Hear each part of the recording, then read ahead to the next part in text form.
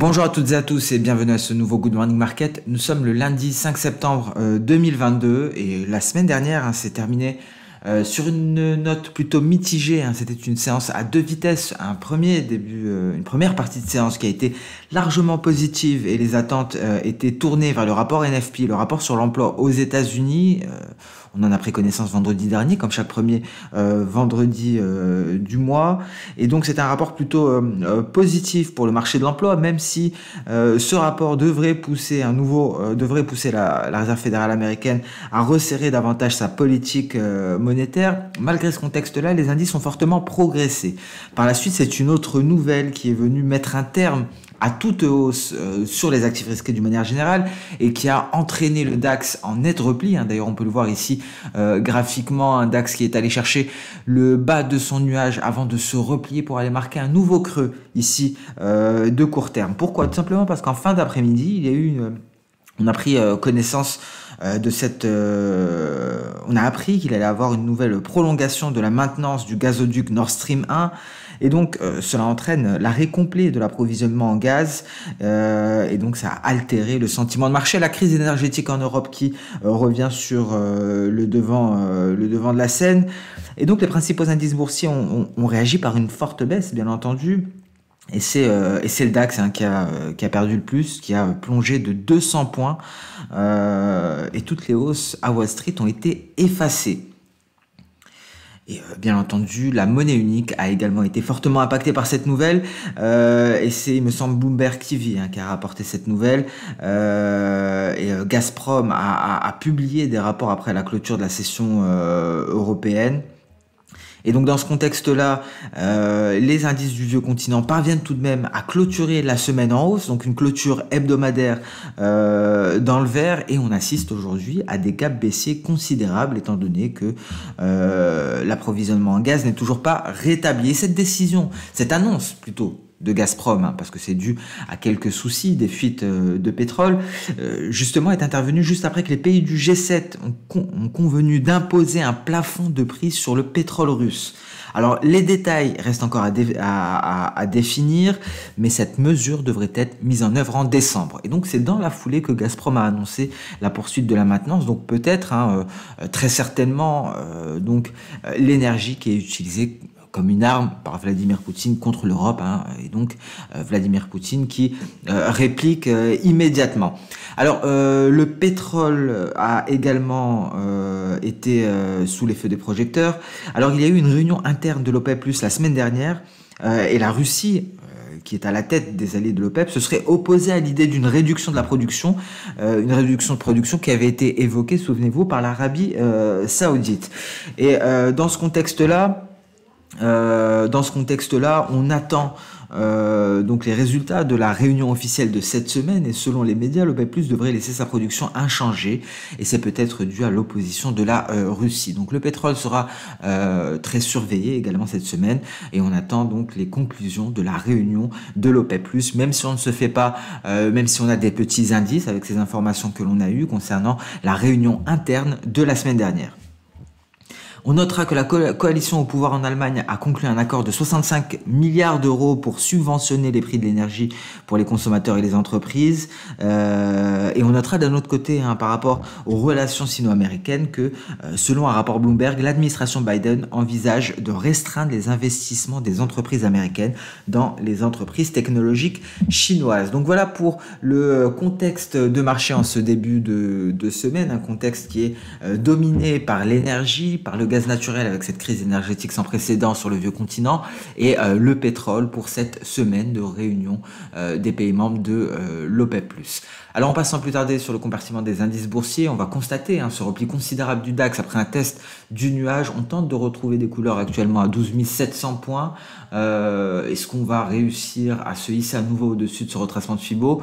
Je ne pense pas. La prudence est de mise pour le moment. On a une belle tendance baissière qui se met en place accompagné par le nuage Ishimoku. Alors il faudrait réussir à se stabiliser immédiatement pour pouvoir construire quelque chose sous ce nuage. Si la baisse venait à se poursuivre, le nuage devrait suivre. Effectivement, on pourra aller chercher un nouveau creux et on pourra aller chercher ici ce niveau-là, très précisément, celui qui avait vu se former un double creux au début du mois de juillet, légèrement, enfin aux alentours des 12 400 points. C'est le niveau à aller chercher si on ne parvient pas à se redresser dans l'immédiat. C'est le niveau qui avait permis une reprise haussière après la formation d'un double creux. Alors, en données journalières, pas plus d'informations que cela. Tout ce que l'on retient, c'est qu'on a ce signal de vente avec la sortie par le bas du nuage, et signal de vente qui a été validé par la lagging span. C'est pour ça que l'on envisage un retour vers les 12 400 points éventuellement. Concernant le Nasdaq, un Nasdaq qui est donc à un niveau crucial pour l'indice. Pourquoi? Tout simplement parce que il est vraiment sur le nuage et donc on est sur le point d'avoir un signal de vente. Alors ici précédemment on avait eu des figures chartistes de retournement, des figures en épaule tête-épaule. On peut la voir assez difficilement certes, mais on la devine quand même ici. C'est beaucoup plus visible en données H4. Vous voyez ici en données H4 pour le S&P 500, pour le Nasdaq pardon, on a eu cette figure en épaule tête-épaule et on est très précisément sur l'objectif théorique. Pour avoir l'objectif théorique, vous mesurez la hauteur de la figure et donc vous répliquez cette amplitude-là à partir du point de breakout de la ligne de coup. Donc ça nous donne cet objectif théorique qui coïncide plus ou moins avec le retracement de Fibo à 23,6%. Pour le retracement de Fibo, je me base ici sur le repli qui a été entamé le 29 mars et qui a pris fin ici à la mi-juin. Donc un objectif théorique atteint. Et si ce dernier venait à céder, si ce support venait à céder aux alentours des 12 000 points, 12 050 points, ce serait pour aller chercher les 11 785 points. Alors, qu'en est-il du S&P 500? Pareil, vous voyez, on est sur la SSB à l'heure actuelle, un gros support qui sera déterminant en données H4. Une configuration similaire avec une figure en épaule, tête-épaule, cassure de la ligne de coup. On est sur l'objectif théorique et ici pour une meilleure visibilité, j'ai ajouté le nuage journalier pour que l'on voit effectivement que l'objectif théorique est confondu avec la SSB. C'est quelque chose que l'on peut faire également ici sur le Nasdaq en ajoutant un Ishimoku en données daily, en données journalières. Ce qui nous intéresse ici, c'est le nuage. Et on voit effectivement que l'objectif théorique est confondu avec la SSB. Donc des configurations techniques largement similaires et donc le raisonnement est le même. Pour le Dow Jones, même topo, le Dow Jones a par contre réussi à franchir ici le nuage et c'est très intéressant. Vous voyez pourquoi on s'intéresse à ces croisements de SSA et de SSB, ce que l'on appelle un twist, parce que ça favorise la traversée du nuage. Et le Dow Jones n'est pas parvenu la veille à franchir le nuage, mais il a réussi ce franchissement très exactement au niveau du twist ici. Et comme on peut le constater, la configuration technique était semblable avec une figure en épaule, tête-épaule et une ligne de coup à ce niveau-là. Et donc je suis prêt à parier que les niveaux actuels correspondent à l'objectif théorique de cette figure en épaule, tête-épaule. On va le vérifier ensemble, on va tracer la ligne de coup, on va essayer de mesurer la hauteur de cette figure en épaule, tête-épaule et on va reporter la hauteur de la figure et vous voyez, comme vous pouvez le constater, on est très précisément sur l'objectif théorique, à la différence près par rapport aux autres indices américains. Ici, nous avons d'ores et déjà franchi le nuage journalier, alors que pour les autres indices, le nuage journalier fait office de support, comme on peut le constater ici pour le Nasdaq, et on peut constater la même chose pour le S&P 500. Donc voilà pour ces points. Pour le point concernant Wall Street, concernant les indices européens, un point sur les crypto-monnaies, pas de grande nouveauté pour les crypto-monnaies, on est toujours en train de marquer le pas, on marque une pause carrément ici sur le Bitcoin aux alentours des 20 000 $, alors que pour l'Ethereum, pour l'Ether, nous sommes aux alentours des 1500 $. Et donc ici concrètement en données H4, c'est plutôt baissier, on a une grosse résistance, c'est le nuage H4 avec une SSB à 20 692, un nuage aux alentours des 20 000, et donc ça matérialise très justement la zone de résistance pour Bitcoin. Pour Ethereum en données H4, la configuration est quelque peu différente. On est aux alentours de la SSB. Hein. Souvenez-vous, Bitcoin, on est en dessous de la SSA, alors que pour Ethereum, on est aux alentours de la SSB. Et cette différence s'explique par la mise à jour de la blockchain Ethereum qui arrive à grands pas entre le 10 et le 16 septembre. Alors prudence, parce que la crainte à l'heure actuelle, c'est que l'on ait acheté la rumeur et de voir donc les opérateurs vendre la nouvelle. Donc peut-être qu'on aura l'effet inverse lors de l'annonce de merge. On pourra assister à un repli, même si l'Ether est beaucoup mieux orienté que Bitcoin. Vous voyez, hein, on est sur le dessus du nuage. Avec le Bitcoin, on a un léger retard. On est en dessous du nuage. Donc voilà pour les crypto-monnaies, des crypto-monnaies qui sont également qui évoluent au gré du sentiment de marché. Un sentiment de marché qui dépend toujours énormément de la politique monétaire des différents banquiers centraux, notamment de la Réserve fédérale américaine, et aussi donc de la crise énergétique en Europe. Et peut-être que pour les prochains mois, on fera beaucoup plus attention aux résultats d'entreprises pour voir les impacts justement de ces catalyseurs baissiers de la première moitié d'année avec la guerre en Ukraine et le resserrement de politique monétaire. Donc attention aux prochains résultats trimestriels, c'est ceux qui pourraient être décisifs pour le sentiment de marché. Alors le gold, on se rapproche encore une fois de ce scénario de double sommet, on se rapproche des 1680 $ l'once, un gold donc qui n'est pas parvenu à franchir le nuage Ichimoku. Souvenez-vous, on avait émis nos doutes à ce niveau-là, on avait deux nuages qui venaient joindre leurs forces, le nuage hebdomadaire, le nuage journalier, et s'en est suivi un repli considérable. Ce n'est peut-être pas la fin de ce repli, on va peut-être aller chercher les 1680 $, et si on casse ce niveau-là, on irait valider cette figure-là, parce que ce serait une cassure de la ligne de coup, et là effectivement on pourrait assister à quelque chose d'assez impressionnant sur le gold pour aller chercher environ les 1300 $ l'once. Donc à suivre, ça dépendra du billet vert. On avait émis une éventuelle hypothèse d'un double sommet sur le billet vert. Alors cette hypothèse technique a été complètement, n'est plus du tout à jour, hein. On est sur des nouveaux sommets concernant le billet vert, on va le voir, et l'euro-dollar est à nouveau passé sous la parité. Et ce qui va nous intéresser cette semaine, c'est cela, le pétrole WTI, un pétrole WTI qui retrouve des couleurs à l'heure actuelle. Alors vous voyez, hein, on était tout de même allé chercher le niveau que l'on attendait. On avait dit que, je vous renvoie à des Good Morning Market qui datent d'il y a 10 jours, qu'on s'attendait à un retour à ce niveau-là, les 96,65. Hein, c'est très exactement ce que l'on est allé chercher, et c'est à ce moment-là qu'on a eu un repli considérable pour aller à nouveau tester les creux.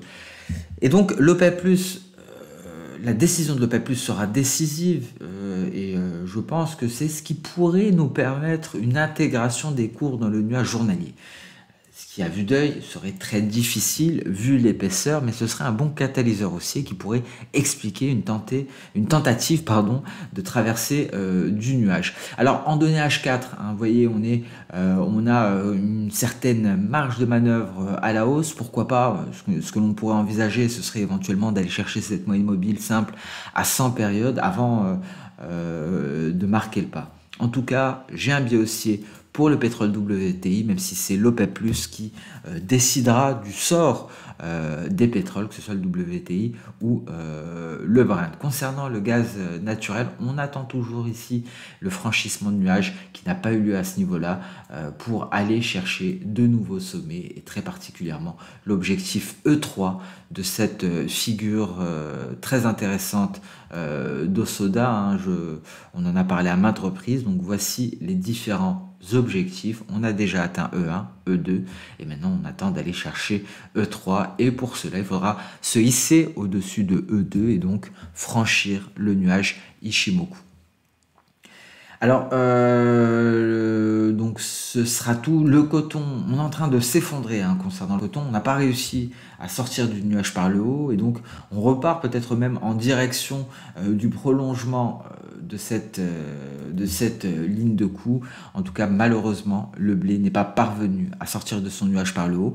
Donc il va peut-être reprendre son souffle beaucoup plus bas pour aller combler ce gap. Alors c'est notre objectif, hein, c'est le comblement de ce gap. Il n'a pas eu lieu, on On a eu une belle hausse suite à la cassure de la ligne de coup de cette figure en épaule tête épaule inversée, ce qui nous a permis de combler 3 gaps consécutifs, mais celui-ci semble beaucoup plus coriace et on s'effondre.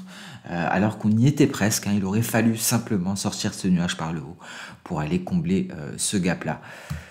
Concernant le marché des changes, alors on va voir le biais vert, un biais vert qui a balayé donc le scénario d'un double sommet, souvenez-vous, et on avait une ligne de coup à 104.